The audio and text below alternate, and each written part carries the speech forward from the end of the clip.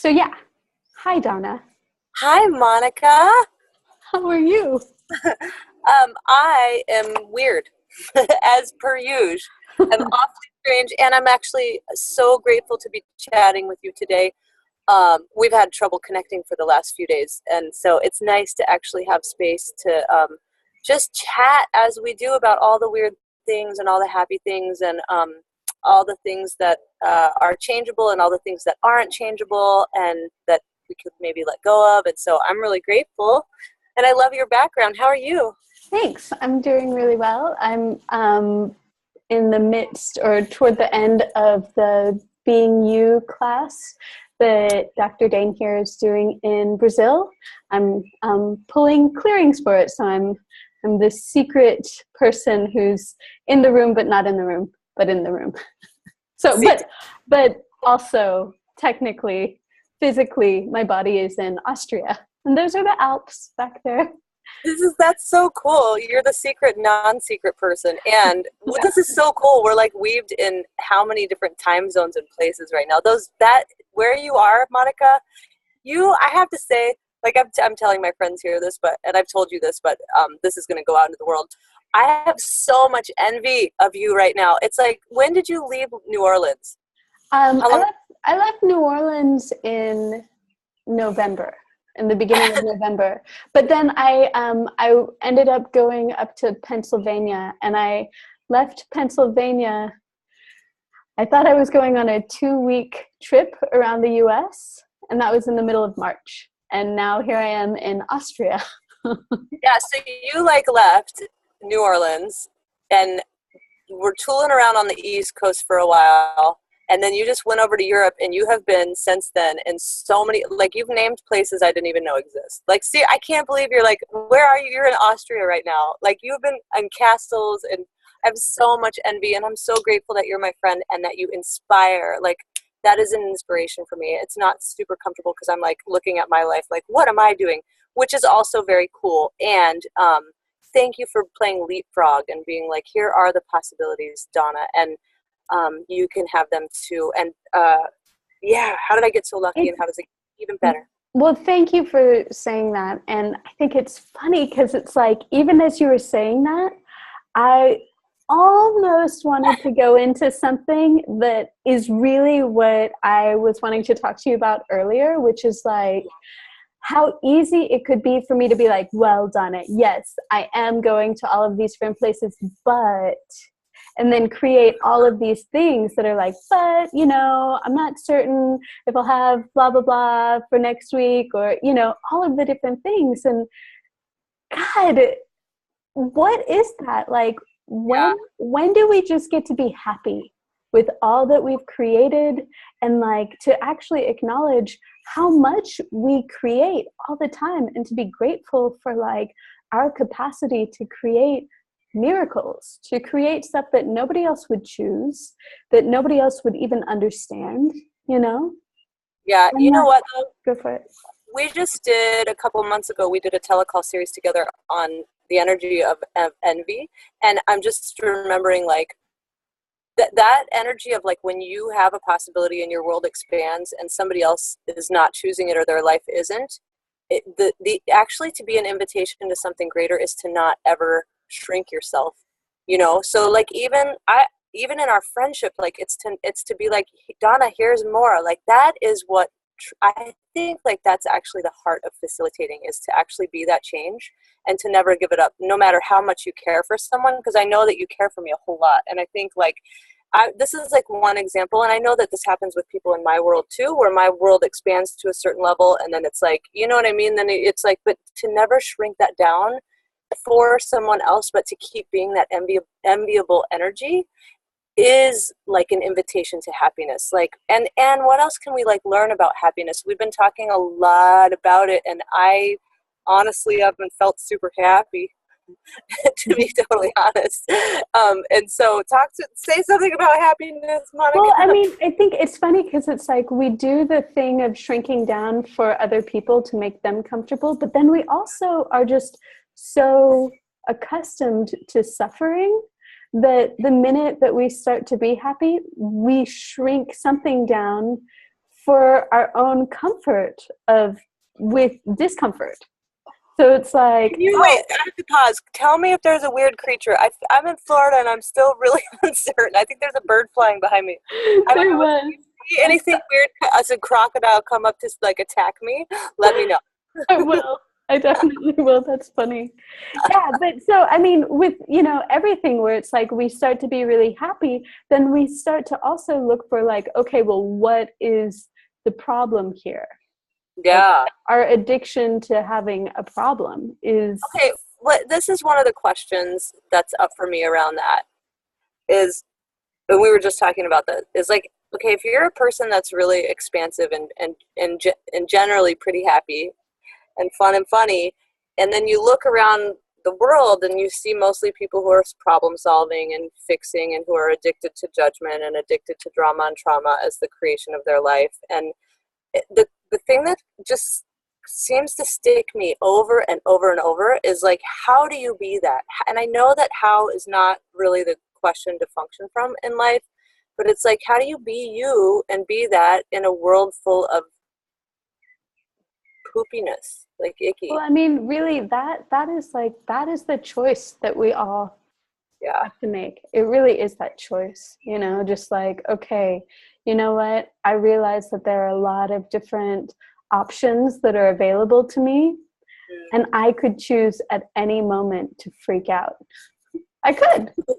I've done it a lot. I'm really good at it. I can freak out with like my hand like this or my hand like this. Or I could freak out with like naked, or I could freak out with like a coat on, like we know all of the ways to freak out and to be upset.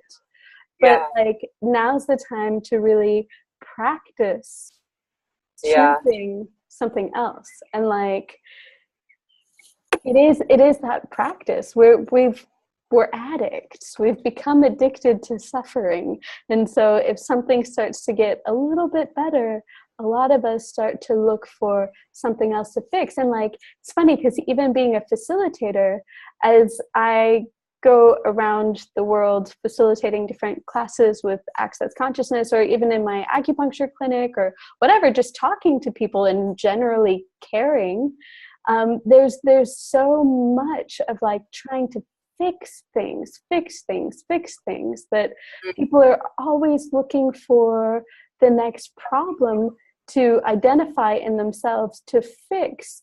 And like, what happens when you run out of problems? Well, a lot of amazing creators just start creating more problems to fix, because if they don't have a problem to fix, then how can they be whatever they've decided they are, So this is like a brilliant actually example of who does it belong to. That question of how, for everybody that's watching this video, how many times do you do like I do and go, well, I'm not happy. How can I be happy and be here? It's like, well, who does that actually belong to? It's like, I'm just realizing as you're talking, Monica, like that problem solving thing, that's not actually even mine. It's not actually the way that I function in the world, but anytime that you buy it, or anytime that I try to think that that's mine, then I am massively creative, and that's what I'll think my life is. Like, it's such an insanity. I mean, it's amazing to me, like, even just scrolling down Facebook, like I will kind of get a little snapshot of everybody's world, and I am so used to comparing myself or making everything personal that I'm like, oh, look, they're doing something awesome. Am I not doing something awesome? Oh, that person's got this thing going on, but I can tell that they're kind of insecure about it because they're really like trying to puff up. Am I insecure about that? Maybe I should puff up too. And we just like, we're absorbing and aware of all of this stuff. And it's like, my big question for myself is like, when do I actually get to be happy? And like, how tenacious do I have to be to choose that and choose that and choose that in the face of everything? Of everything. Yeah. I mean, the mountains and the birds and like the beautiful worlds that we're in, it's easy to be happy with that. You know, it's not doing all of this craziness.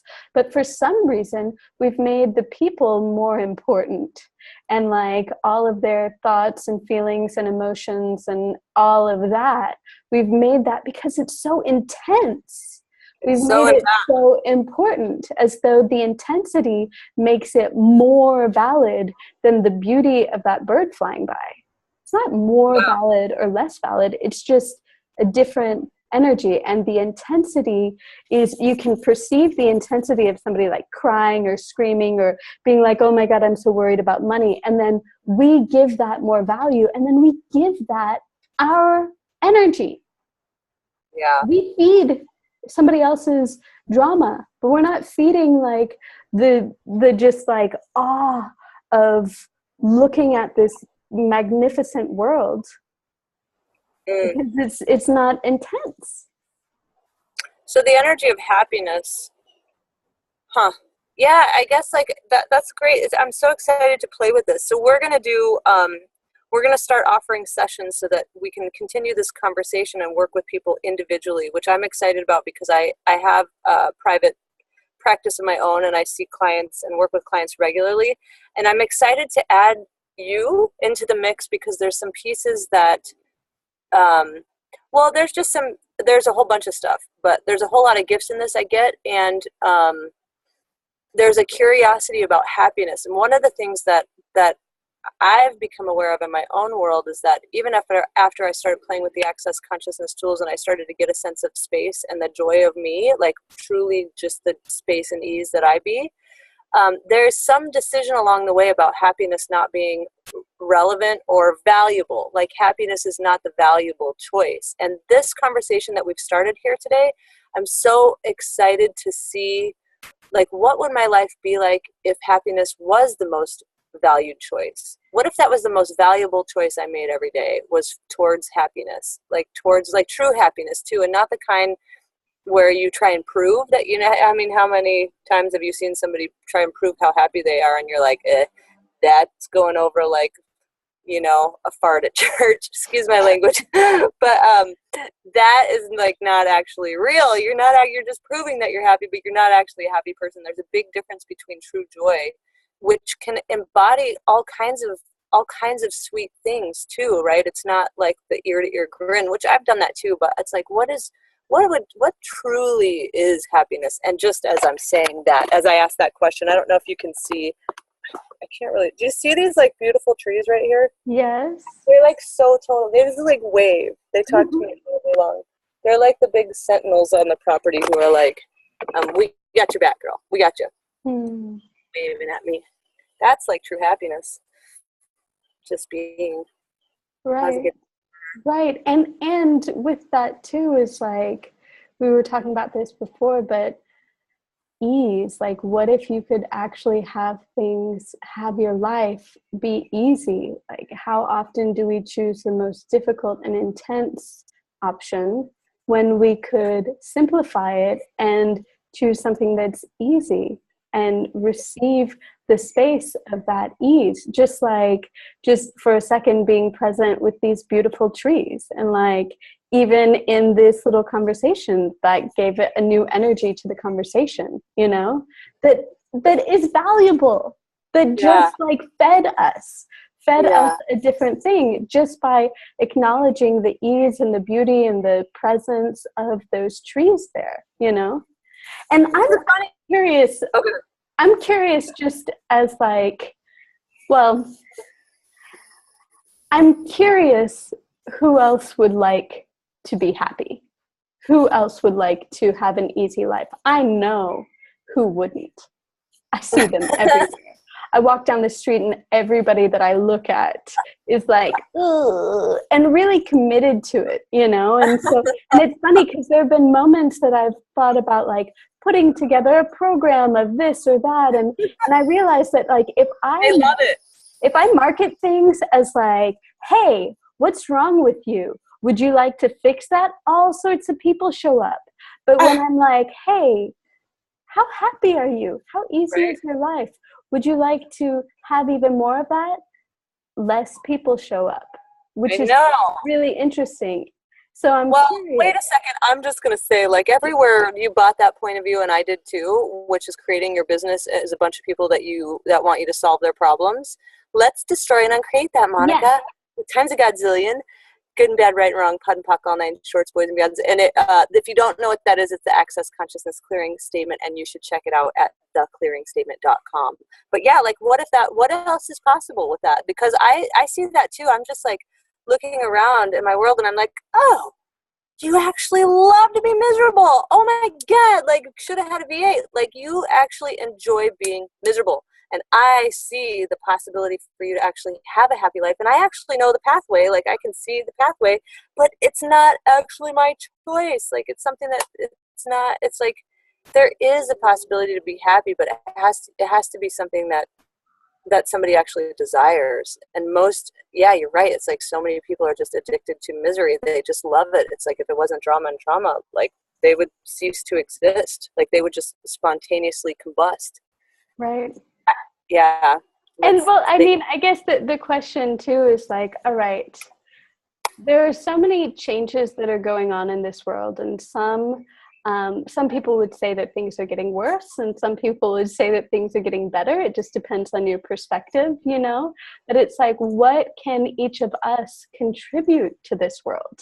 Like, that is a big challenge that I have for myself, that I actually be tenacious enough and be courageous enough to not like give in to despair. Yeah. And that it's not just like a one-time choice, it's like a second by second choice. And that when I see, one thing that I see is like, as something starts to go well, just like I was saying at the beginning of this, that like, I'll be like, oh no, well, I've got to have a problem somewhere, so I'll let this thing do well, but I won't let that other thing do well. So these different areas of my life, I kind of have been using one to balance out the other, so that I'm like, oh, I don't want to have too much joy. Oh, I know I can always have no money. That's great. That really makes me unhappy. So I can just hold on to that. Or if I start to get money, oh, I can have a hard time with my family or whatever it is. You know, too, is that whole thing about scarcity. Like, if the wellspring of joy isn't, I don't even know what I want to say. I can't say it. Apparently this is meant for the session work, actually, because I can't actually make the words, but it's something having to do with scarcity and money. And darn it, I guess I can't say it right now. That's okay. I'm excited to know whatever that is that I was about to say. Well, I mean, what I'm curious about for myself, and for you, Donna, as my friend, and for anybody else who would like join on this conversation in whatever way, you know, is like, okay, so what are the things that you're using to make certain that you're not happy? And like, would you be willing to be so present that you can notice the second that you start to go down the road to unhappiness? Like, it's like if you're starting to get sick and you're a grown up and you've been sick a bunch of times, and you know what it's like when you get sick. You know, like a week beforehand, but sometimes people will push and push and push and push until they're like laid out. But if you had just like taken the day off last week, you might not be laid out. You know what those signs are when you're like starting to go somewhere that doesn't really work for you. There are so many signs that come up, and like, what would it take for us to actually acknowledge that, oh, I'm starting to steer my ship toward unhappy zone, you know, and just to stop. The Titanic is going very slowly towards an iceberg of unhappiness. Right. Cool. I'm excited to see what we can create. And I'm also really excited because, you know, we both do so much like facilitation, verbal facilitation, kind of digging into talking about things and like getting at the energy behind things, but also really being present to do more energetic work and being able to work with each other as we work with somebody else. I'm super stoked. Yeah, I am too. Thank you so much for being the invitation, Monica, for being a pal. And consider this your invitation to come and play with us. It's just threesomes. Come play with Monica and I have a threesome. We'll do some verbal facilitation, some energetic, some symphony work, and whatever it is that is going to facilitate all of us into a different possibility around happiness. All right, you guys. See you all in the future. Bye-bye.